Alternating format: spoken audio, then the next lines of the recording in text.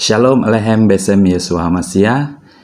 Bapak Ibu yang terkasih dalam nama Tuhan Yesus Kristus, saudara-saudari, hari ini saya mau berbagi renungan firman Tuhan yang berjudul Mahkota bagi Pemenang. Kalau pada renungan firman Tuhan sebelumnya dengan judul Adakah Sumbangsi Manusia dalam Mencapai Keselamatan, saya sudah berbagi bagaimana bahwa keselamatan itu karena kasih karunia, jadi bukan karena usaha. Lalu adalah pertanyaannya, kalau begitu apa gunanya usaha atau pahala yang dilakukan atau yang diterima oleh seseorang karena perbuatan baiknya? Apa gunanya amal ibadah itu? Apakah itu tidak ada gunanya? Tentu ada gunanya. Di dalam kekristenan, perbuatan baik atau amal ibadah atau pahala kita itu disebut dengan upah. Di mana upah ini nanti akan ada rewardnya. Tetapi sekali lagi, upah atau pahala ini, upah atau reward ini bukan untuk kita mendapatkan keselamatan. Jadi bukan. Tetapi karena kita sudah mendapatkan keselamatan oleh kasih karunia atau anugerah Tuhan, maka perbuatan baik kita, pahala kita akan diberikan upah. Nah, di dalam kekristenan, upah itu akan kita bahas. Apa upah yang kita terima ketika kita berbuat baik atau kita mendapatkan pahala? Sharing firman kita ambil dari 1 Korintus 3 ayat 10-15 dengan bunyi sebagai berikut. Sesuai dengan kasih karunia Allah yang dianugerahkan kepadaku, aku sebagai seorang ahli bangunan yang cakap telah meletakkan dasar dan orang lain membangun terus di atasnya. Tetapi tiap-tiap orang harus memperhatikan bagaimana ia harus membangun di atasnya. Karena tidak ada seorang pun yang dapat meletakkan dasar lain daripada dasar yang telah diletakkan, yaitu Yesus Kristus. Entah orang membangun di atas dasar ini dengan emas, perak, batu, permata, kayu, rumput, kering, atau jerami, sekali kelak pekerjaan masing-masing orang akan nampak. Karena hari Tuhan akan menyatakannya, sebab ia akan nampak dengan api dan bagaimana pekerjaan masing-masing orang akan diuji oleh api itu. Jika pekerjaan yang dibangun seorang tahan uji, ia akan mendapat upah. Jika pekerjaannya terbakar, ia akan menderita kerugian, tetapi ia sendiri akan diselamatkan, tetapi seperti dari dalam api. Jadi, kita orang yang sudah diselamatkan, karena kita masih hidup, maka kita harus mengerjakan keselamatan kita. Untuk pembahasan keselamatan ini, Bapak Ibu boleh lihat di video saya sebelumnya dengan judul Adakah Sumbangsi Manusia dalam Mencapai Keselamatan? Nah, di situ jelas nanti bagaimana keselamatan itu diraih oleh orang percaya. Nah, kali saya akan sharing yaitu tentang upah apa yang diterima oleh orang yang mengerjakan keselamatannya. Nah, di dalam kekristenan, orang yang menang akan mendapatkan mahkota. Ya. Nah, di sini kita akan membahas 5 mahkota bagi pemenang. Ya. Yang pertama di 1 Korintus 3 ayat 14 tadi dikatakan bahwa jika pekerjaan yang dibangun seseorang tahan uji, ia akan mendapat upah. Nah, jadi orang yang mengerjakan keselamatannya, dia akan mendapat upah. Nah, apa upahnya? Nah, dikatakan akan mendapatkan mahkota. Nah, kita lihat. Yang pertama, dikatakan orang atau pemenang akan mendapatkan mahkota kehidupan. Ya, Wahyu 2 ayat 10. Jangan takut terhadap apa yang harus engkau derita. Sesungguhnya iblis akan melemparkan beberapa orang dari antaramu ke dalam penjara, supaya kamu dicobai dan kamu akan beroleh kesusahan selama 10 hari. Hendaklah engkau setia sampai mati, dan aku akan mengaruniakan kepadamu mahkota kehidupan. Jadi, di Wahyu 2 ayat 10 ini, ya, Tuhan Yesus mengatakan bahwa Tuhan akan memberikan mahkota kehidupan. Nah, mahkota kehidupan ini diberikan kepada orang yang setia sampai mati mengikut Tuhan Yesus.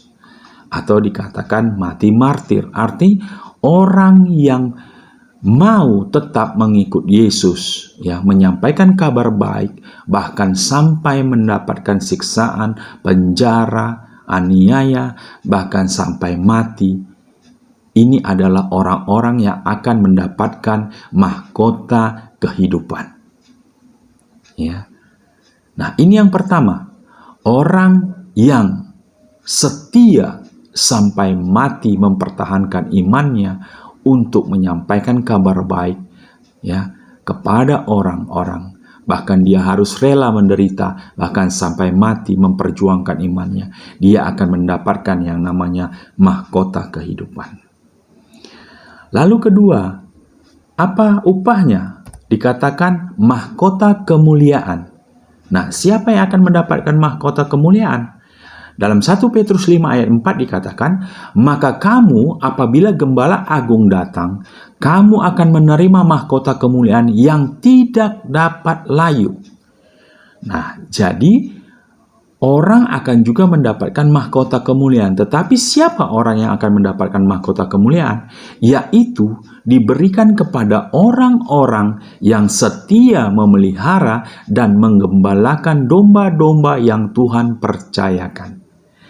Jadi, orang-orang yang setia menggembalakan dan memelihara, ya, domba-domba, orang-orang percaya yang sudah dipercayakan oleh Tuhan kepadanya, orang ini setia mengembalakan, maka dia akan mendapatkan mahkota kemuliaan. Luar biasa, ya. Jadi kalau Anda dipercayakan domba-domba, orang-orang yang lahir baru, orang-orang yang percaya, Anda setia mengembalakan kawanan domba yang Tuhan percayakan, maka Anda akan mendapatkan mahkota kemuliaan. Ketiga, apa yang akan Anda dapatkan ketika Anda tampil sebagai pemenang? Ya, yaitu mahkota kebenaran. Apa itu mahkota kebenaran? 2 Timotius 4 ayat 8 dikatakan, sekarang telah tersedia bagiku mahkota kebenaran yang akan dikaruniakan kepadaku oleh Tuhan, Hakim yang adil pada harinya, tetapi bukan hanya kepadaku, melainkan juga kepada semua orang yang merindukan kedatangannya. Jadi, mahkota kebenaran akan diberikan kepada orang yang merindukan kedatangan Tuhan Yesus. Ya, atau Maranatha. Ya, datanglah Tuhan Yesus. Adalah orang-orang yang merindukan kedatangan Tuhan Yesus untuk kali kedua. Nah, tentu kita tahu bahwa kedatangan Tuhan Yesus kali kedua adalah ketika firman Tuhan sudah disampaikan kepada orang-orang sampai ke ujung-ujung bumi. Nah, ini adalah orang-orang yang rindu kedatangan Tuhan Yesus kali kedua. Jadi orang yang merindukan kedatangan Tuhan Yesus kali kedua, setia sampai maut menjemput atau sampai kedatangan Tuhan Yesus kali kedua, adalah orang-orang yang akan mendapatkan mahkota kebenaran. Nah, yang keempat, mahkotanya apa lagi? Yaitu mahkota kemegahan. Nah, mahkota kemegahan, kalau kita baca di 1 Tesalonika 2 ayat 19 dikatakan, sebab siapakah pengharapan kami atau sukacita kami atau mahkota kemegahan kami di hadapan Yesus Tuhan kita pada waktu kedatangannya kalau bukan kamu? Nah, jadi mahkota kemegahan akan diberikan kepada orang yang bekerja giat memenangkan jiwa-jiwa yang terhilang. Jadi orang yang mau menginjil, yang suka menginjil, memenangkan jiwa-jiwa, menyampaikan kabar baik, dan memenangkan jiwa-jiwa orang lahir baru, mengenal Tuhan Yesus, menerima Tuhan Yesus sebagai Tuhan dan Juru Selamat pribadinya, maka kepada orang-orang yang memenangkan jiwa-jiwa ini akan mendapatkan mahkota kemegahan. Jadi berbahagialah Anda yang kalau Anda mau memberitakan Injil kepada orang-orang yang belum mengenal Tuhan, dan orang itu bertobat karena kasih karunia Tuhan, maka Anda akan mendapatkan mahkota kemegahan. Luar biasa. Nah, yang kelima, yang terakhir, apa mahkota yang akan Anda terima? Yaitu mahkota abadi. Kita buka 1 Korintus 9 ayat 25, dikatakan, tiap-tiap orang yang turut mengambil bagian dalam pertandingan menguasai dirinya dalam segala hal. Mereka berbuat demikian untuk memperoleh suatu mahkota yang fana, tetapi kita untuk memperoleh suatu mahkota yang abadi. Jadi kalau kita melihat seorang atlet atau seorang petarung, dia akan berusaha untuk menang dalam suatu pertandingan untuk mendapatkan mahkota atau medali yang bersifat jasmani di dunia ini. Tetapi orang yang dikatakan menguasai dirinya dalam segala hal, ikut dalam pertandingan, dalam pertandingan, menguasai diri agar hidupnya benar sesuai dengan keselamatan yang sudah dia terima. Orang ini bisa menguasai diri, hidup benar, tidak jatuh dalam dosa, menjaga kekudusan. Dia hidup di dalam suatu kehidupan yang sesuai dengan kehendak Tuhan, menyenangkan hati Tuhan, dan dia mampu menguasai dirinya, maka dia akan mendapatkan mahkota abadi. Luar biasa, Jadi di sini kita bisa melihat bahwa orang yang menang di dalam Tuhan akan mendapatkan upah, akan mendapatkan mahkota. Inilah yang akan dibawa nanti, ketika kita menghadap Tuhan. Kita akan membawa mahkota ini dan kita akan persembahkan kepada Tuhan. Kita mau menyenangkan hati Tuhan. Sehingga pertanyaannya, kalau engkau sudah diselamatkan, apa yang akan engkau persembahkan kepada Tuhan nantinya? Ketika Tuhan datang kedua kali. Apa yang akan engkau berikan? Apakah engkau selamat tetapi engkau tidak memberikan apa-apa? Loh, apa memang bisa kita selamat tetapi kita tidak memiliki mahkota? Iya. Makanya dikatakan pegang mahkotamu, karena mahkota ini bisa hilang. Wahyu 3 ayat 11 dikatakan, aku datang segera, peganglah apa yang ada padamu supaya tidak seorang pun mengambil mahkotamu. Jadi mahkota ini bisa hilang dan diserahkan kepada orang lain yang berhak. Oleh karena itu Tuhan mengajarkan untuk kita memegang mahkota yang sudah kita miliki. Jangan sampai hilang. Engkau bisa saja selamat, engkau masuk surga, tapi engkau tidak memiliki mahkota sama sekali. Sehingga tidak ada mahkota yang bisa engkau persembahkan kepada Tuhan. Maka dikatakan kepada seorang pemenang, dijanjikan sebuah mahkota jika ia memegang dengan erat apa yang telah diberikan kepadanya oleh Tuhan. Adalah mungkin seseorang kehilangan mahkota kemenangannya yang seharusnya milik dia diberikan untuk orang lain. Nah, apa maksudnya? Tadi di ayat atas dikatakan begini. Di 1 Timotius 3 ayat 15 dikatakan, jika pekerjaannya terbakar, ia akan menderita kerugian, tetapi ia sendiri akan diselamatkan, tetapi seperti dari dalam api. Jadi pekerjaan kita ini akan diuji suatu saat, apakah kita mengerjakannya dengan emas, perak, batu permata, atau dengan rumput jerami, kayu, dan sebagainya, ilalang. Sehingga ketika diuji dibakar, ilalang, kayu akan hangus. Walaupun dia tetap diselamatkan, walaupun dia tetap masuk surga, tetapi mahkotanya tidak ada. Tidak ada yang bisa dia persembahkan untuk Tuhan. Tentu berbeda. Contoh, orang yang mati di kayu salib yang di samping Tuhan Yesus, yang mengaku dia Tuhan Yesus sebagai Raja, maka orang itu diselamatkan. Tetapi orang itu tidak pernah punya kesempatan untuk mengerjakan keselamatannya. Sehingga dia tetap selamat, tetapi dia tidak memiliki mahkota yang akan dia persembahkan kepada Tuhan. Jadi bersyukur kalau kita hari ini sudah diselamatkan oleh Tuhan dan kita masih hidup. Itu artinya Tuhan punya rencana yang harus kita lakukan sepanjang kita masih hidup. Itu kenapa dikatakan hidup ini adalah kesempatan. Nah, kesempatan apa untuk kita mengerjakan keselamatan kita sehingga kita akan beroleh upah dan sehingga kita akan menerima mahkota. Apa? Ya, terserah Anda. Apa yang bisa talenta yang Tuhan berikan kepada Anda pergunakan maksimal, maka Tuhan akan memberikan upah bagi pekerjaan Anda. Apakah Anda akan menginjil? Apakah Anda akan mengembalakan domba-domba yang ada? Apakah Anda tetap setia dalam penderitaan untuk memenangkan jiwa-jiwa? Apapun itu yang bisa Anda lakukan untuk kemuliaan, memuliakan, menyenangkan hati Tuhan. Lakukan itu. Karena Anda akan mendapatkan upahnya. Tapi ingat bahwa apa yang kita lakukan ini bukan untuk selamat, bukan.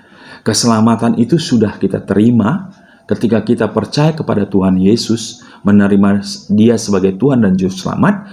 Maka step selanjutnya, karena kita masih hidup, maka step selanjutnya kita adalah mengerjakan keselamatan untuk mendapatkan upah mahkota itu.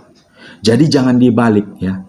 Ini yang membedakan kita dengan agama di luar sana. Agama di luar sana mereka melakukan suatu pekerjaan untuk mendapatkan pahala, dan pahala ini yang akan membawa kepada mereka kepada surga atau keselamatan. Tapi di kita bukan. Kita percaya kepada Tuhan Yesus, menerima Dia sebagai Tuhan dan Juru Selamat, kita mendapatkan keselamatan surga. Tetapi karena kita masih hidup, maka kita mengerjakan keselamatan kita untuk mendapatkan upah atau mahkota yang nanti ketika kedatangan Tuhan Yesus kali kedua, maka kita akan mempersembahkannya kepada Tuhan untuk kemuliaan, menyenangkan hati Tuhan. Nah, kesimpulannya Bapak Ibu pada saat ini bahwa keselamatan adalah karena kasih karunia, anugerah Tuhan Yesus, dan tidak ada sumbangsih manusia. Hanya percaya beriman kepada Yesus serta menerima Dia, engkau diselamatkan. Namun karena engkau masih hidup, maka engkau harus mengerjakan keselamatanmu, di mana engkau akan mendapatkan pahala atau upah. Nah, upahmu inilah yang engkau akan menerima mahkota. Mazmur 89 ayat 20 dikatakan, pernah engkau berbicara dalam penglihatan kepada orang-orang yang kau kasihi. Katamu, telah kutaruh mahkota di atas kepala seorang pahlawan, telah kutinggikan seorang pilihan dari antara bangsa. Jadi, kepada orang yang menang, Tuhan akan memberikan mahkota. Pastikan diri Anda memiliki minimal satu mahkota itu, sehingga Anda bisa persembahkan kepada Tuhan ketika Tuhan Yesus datang kali kedua. Jadi, hidup ini adalah kesempatan, jangan sia-siakan. Minimal Anda punya minimal satu mahkota. Jangan sampai Anda datang nanti kepada Tuhan Yesus, Anda tidak memiliki mahkota satupun. Walaupun Anda tetap selamat, tetapi tidak ada kebanggaan, sukacita yang bisa Anda persembahkan kepada Tuhan. Demikian Bapak Ibu, sharing renungan firman Tuhan yang bisa saya sampaikan. Kiranya Tuhan membuat kita lebih lagi mengenal apa yang Tuhan mau kita kerjakan selagi kita masih hidup. Bapak Ibu jangan lupa like, subscribe channel Juginsu Broadcast Channel, sehingga ketika Bapak Ibu mensubscribe, maka saya akan lebih semangat lagi untuk membuat konten-konten video, menyampaikan kabar baik kepada banyak orang yang belum mengenal firman Tuhan. Terima kasih, Tuhan Yesus memberkati. Shalom.